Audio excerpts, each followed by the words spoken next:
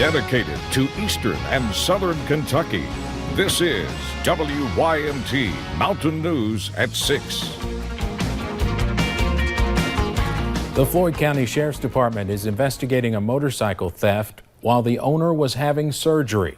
It happened in the Mud Creek area. A man says he came home to the locks broken on his garage and his motorcycle gone. WYMT's Marianne Fletcher tells us why he is warning others to be careful what they post online.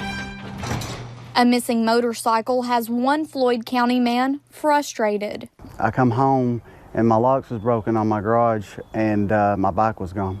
While under the knife for appendix surgery, Jordan Kahn's garage was vandalized and his motorcycle stolen. A man's in such a bad shape and goes to the hospital and then comes back and the stuff's stolen. It's a red Yamaha V-Star Classic 650. It's a classic. It was just a nice bike. Kahn says more than one person may be involved because the bike was pulled across his lawn while in gear. It's hard to replace anyways. I mean, much less, you're in the hospital and something bad happens and people come steal your things. Now he is warning others about posting on social media. Don't let nobody know what you have. I mean, if they know that it's there and they possibly can get to it if you're not home, be more secure about things. Don't let people know that you're leaving home. And he hopes telling his story will lead to the return of his bike. In Floyd County, Marianne Fletcher, WYMT Mountain News. Jordan Kahn is offering a $400 reward for anyone with information leading to his motorcycle. You can also contact the Floyd County Sheriff's Department with information. A Perry County murder trial could soon move to a new county. Today, a judge declared a mistrial in the case of James McIntosh. He is the man charged with shooting Danny Mullins multiple times earlier this year. During jury selection this morning, attorneys failed to seat a jury, leading to that mistrial. McIntosh's attorney plans to file a motion for a change of venue on Thursday. A woman in Breathitt County is in custody charged with assault and endangering the welfare of a minor. Savannah Combs allegedly beat her neighbor repeatedly and hit her in the head with a lamp. According to an arrest citation, the victim says during the attack, Combs also accidentally hit the victim's child. The victim had multiple face injuries and a possible broken cheekbone. Combs is being held in the Three Forks Regional Jail. Close to 1 month ago, police say a man shot his own brother in Johnson County. Last week, the brother, who is accused of pulling the trigger, was released from jail without having to pay bond. WYMT's Katie Cook talked to a person close to the family and has more. David Fannon's fiance says him and his brother have a history of not getting along. They got into an argument that night. But never thought it would turn into this. It was over something silly, but it was just basically issues from the past. Police say Joseph Fannon shot his brother David twice that night. And a month later, David is in the hospital, now stable but unable to walk. We're angry. While his brother Joseph walks free, waiting for his next day in court. Well, David's been in the hospital fighting for his life, and it's not fair. Day 27 in the hospital, Fannon's fiance says friends and family are helping them get by. He knows a lot of people, and a lot of people like him, so it's been overwhelming at the support that we've had. Still hoping that justice stands in the near future. In Johnson County, Katie Cook, WYMT Mountain News. Johnson County officials say Joseph Fannon was released with no bond on the condition that he, quote, had no more violations of the law.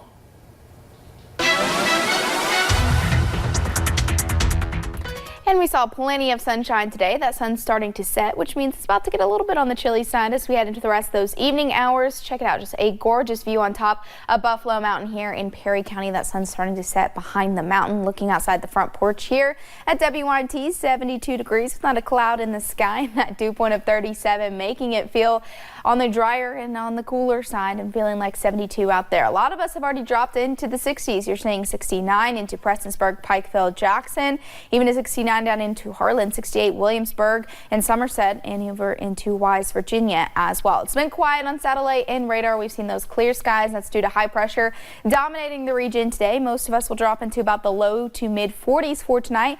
Few clouds here and there, but overall we will continue to see those clear skies. And as we head into your Tuesday, it's going to be another gorgeous day, but a cold front looks to arrive a little bit later Tuesday, increase that cloud cover.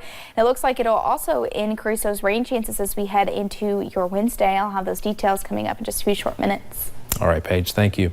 Several new bills pre-filed in Frankfort aim at improving ethics and election laws. 3 House Democrats are hoping to improve laws on candidates' tax returns, political contributions, and use of state resources.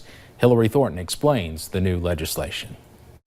This news conference coming less than a month from Election Day for what has been a heated race for governor. House Democrats announcing 3 different bills pertaining to ethics for the executive branch and election laws. To put it bluntly, recent actions by Governor Bevin have shown long-standing practices are no longer enough. Minority Caucus Chair Derek Graham, along with House Minority Whip Joni Jenkins and Representative Angie Hatton, announcing plans for the 2020 session, each bill addressing a different concern. Those including requiring all candidates for statewide constitutional office to release 3 years of tax returns, as well as putting a limit on the time political contributions can be given to pay off a winning governor's campaign loans. And it would increase reporting of state resources used for personal or political reasons, that including the state taxpayer-funded airplane. Governor Bevin's use of that coming under fire in recent weeks. Representative Angie Hatton leading the effort on this particular bill. The disclosures have been woefully incomplete. Representative Hatton says she is aware of one of the common questions surrounding this proposal, and that is why file it now as opposed to during prior administrations. First of all, I've only been a legislator when this governor has been our governor, but it is filed directly, make no mistake, directly in response to this governor's assertion that his use of our plane, if it's for a private purpose, is none of our business. I disagree with that, and I think that the taxpayers disagree with that. Now at the state capitol, Hillary Thornton. Governor Bevin's campaign manager is calling the move a last-minute political stunt. He says if the Democrats were truly interested in transparency, they would require Andy Beshear to disclose his profits from representing Purdue Pharma. With just 3 weeks left before Election Day, the governor and the attorney general will once again be on the same stage for a head-to-head matchup on the issues tomorrow night. The Kentucky debate will be moderated by WKYT's Bill Bryant. It will air live starting at 7 right here on WYMT and WYMT.com. Again, that is tomorrow night at 7. It's certainly crunch time for the candidates. Former White House Press Secretary Sarah Huckabee Sanders was in Louisville today to support Governor Bevin. This is, of course, the time when candidates try to get the party faithful energized to not only vote, but get others to vote as well. Over the last couple of years, I've had the great opportunity to get to know your governor. You could not ask for a better person to be fighting for Kentucky. He has been a stalwart supporter of the president. Andy Beshear's campaign is also finding strength in numbers today. They released a new ad featuring former candidate Rocky Adkins in a clear push for voters in what could be this campaign's battleground here in eastern Kentucky. Both candidates were also in the region over the weekend. One home caught fire Sunday night in Pineville and soon spread to the homes on both sides. After it was all said and done, all 3 homes were destroyed. WYMT's Hannah Reynolds talked to some of those people who lost their belongings. This was the sight from Sunday night up until the early hours of Monday morning. Firefighters trying to contain the fire that took 3 homes. It was a hurting sight to see, Lost everything we had. At the time, Alan Lord just put his wife, who was paralyzed, to bed when his granddaughter yelled that the neighboring house was on fire, immediately sending them out the door, and it came at the perfect time. I thank God that He let us get out of the house. Nobody was hurt. I thank the Lord for that. Monday, the Lord family spent their day salvaging their belongings, mostly only getting out pictures. The American Red Cross did visit the Lord family and those living in all 3 homes.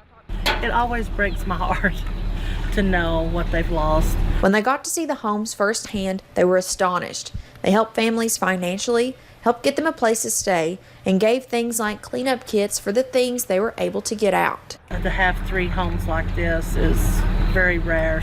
You'll get 2, but not 3. There were no injuries reported, and the Pineville Fire Department say there is an investigation into the cause of the fire, but they do not yet know what caused it. In Bell County, Hannah Reynolds, WYMT Mountain News. One of the Lord couple's sons told WYMT there are efforts being made to set up a donation account for those families at a nearby bank.